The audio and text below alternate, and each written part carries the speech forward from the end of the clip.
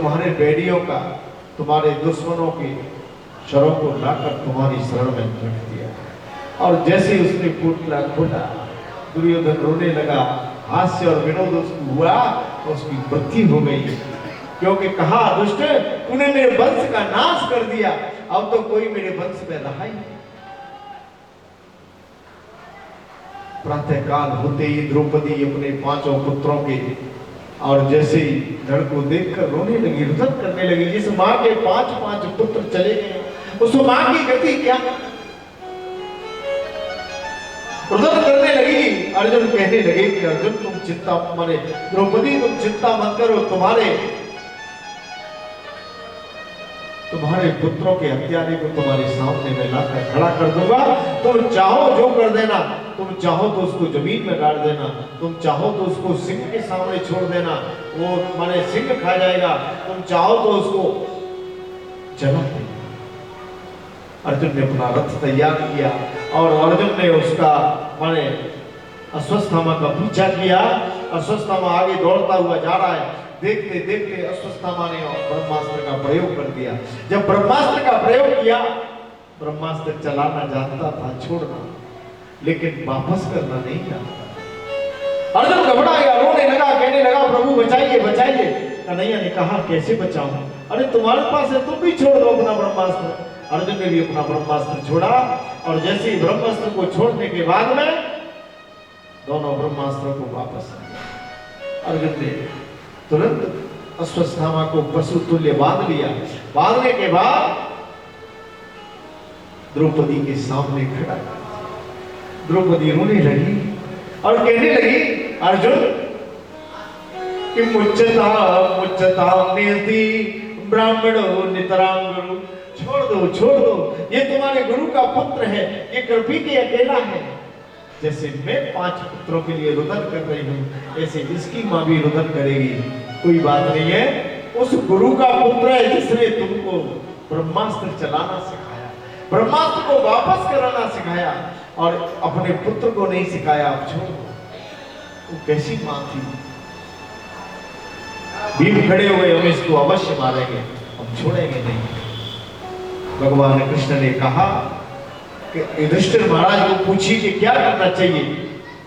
और युधिष्ठिर महाराज के पास गए, जाकर सभी पूछने लगे कि क्या करना चाहिए। बोले, भैया हम कुछ नहीं जानते हैं, करने वाला न्याय तो कन्हैया है। कन्हैया ने कहा कि मैं कोई न्याय नहीं कर सकता, ये ब्राह्मण है, इसको मत मारो। और ये पुत्रों का हत्यारा है, इसको मारना चाहिए। तो महाराज ये कौन सी बात नहीं? अरे आप न्याय तो करिए। मैं कोई न्याय नहीं कर सकता। मणि जहार मूर्धन्य, और तुरंत जो है मणि सर से खींची, बाल खींचे, खींचने के बाद में और तो छोड़ दिया गया। छोड़ने के बाद में वो अपना दौड़ता हुआ जा रहा है, मन में विचार कर रहा है कि मेरी जो है सबसे बड़ा अपमान हुआ है। देखिए, अपमान किसको कहते हैं? जिसका समाज में अपमान हो जाए। अपमान कोई ऐसा नहीं है, लेकिन आजकल तो समाज में क्या हो जाए, दुनिया में हो जाए, तब भी अपमान नहीं मानते हैं। अरे कहते तो कोई कहता नहीं, कोई बात नहीं, लेकिन सबसे कठिन जात है अपमान, सबसे कठिन होता है। इसलिए अपमान व्यक्ति को सहन नहीं होता। सम्मान सबसे ज्यादा व्यक्ति चाहता है, लेकिन सम्मानम घोर कलिलम, सम्मान सबसे बड़ा दुश्मन है तुम्हारा। अगर आपको सम्मान मिल रहा है तो समझिए कि आपको जहर मिल रहा है। कोई आपकी गलती को बता दे, वो आपका खास है, और जो आपकी ऐसी प्रशंसा करते रहे तो ये समझ लेना कि आपका बहुत बड़ा दुश्मन। अरे गलती को तो बता दे, वही ठीक है, क्योंकि गलती कोई वही बताता है जो अपना होता है। दूसरा कोई नहीं बताएगा, सोचेगा क्या करना, ये कर रहा है तो आगे बोलेगा। अश्वत्थामा वहां से दौड़ते हुए जा रहा है, सोच रहा है, मन में विचार कर रहा है कि मुझे क्या करना चाहिए।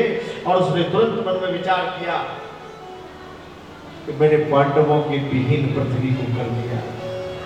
लेकिन सोचने लगा कि जिस समय अभिमन्यु की मृत्यु हुई थी, उस समय उत्तरा गर्भ से थी और उत्तरा के गर्भ में कोई न कोई बालक है, मैं उसको मारने के लिए ब्रह्मास्त्र का प्रयोग करूंगा। और तुरंत उसने ब्रह्मास्त्र को छोड़ दिया उत्तरा के गर्भ के लिए, मारने के लिए उस बालक।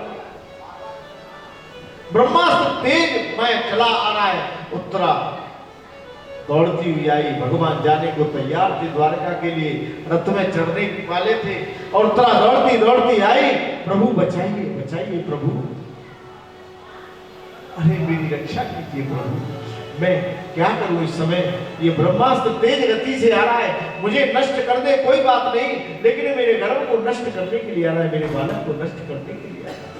भगवान ने कहा उत्तरा थोड़ी देर के लिए आप अपने अपने अंदर मात्र भाव जागृत कर लीजिए और मैं आपकी रक्षा करूंगा। भगवान मात्र भाव जागृत किया और अंगुष्ठ रूप धारण करने के बाद वह गर्भ में प्रवेश किया और उस गर्भ की रक्षा की, उस ब्रह्मास्त्र से, उसकी तेज से, और इधर पांडवों की रक्षा की, सबकी रक्षा की भगवान ने। जब उसका तेज शांत हो गया तो भगवान कहने लगे मैं चलूं उत्तरा, बोले नहीं प्रभु, आपने मेरी इतनी बड़ी रक्षा की है, आपने मेरे बालक की रक्षा की है प्रभु, आप मुझे छोड़कर कहाँ जाएंगे। कुंती रोने लगी, बुआ मुझे जाना है। बोले बेटा तो मुझे छोड़कर जाओ, आप मुझे छोड़कर मत जाइए बेटा। बोले माँ बुआ मुझे अवश्य जाना है, मुझे द्वारका में लोग मेरी इंतजार में बैठे हैं, तुम्हारा कार्य पूरा हुआ।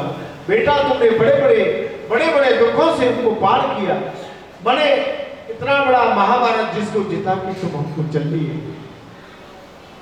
बुआ आपका बेटा बहुत बड़ा राजा हो गया है युधिष्ठिर, अब मैं चलता हूं।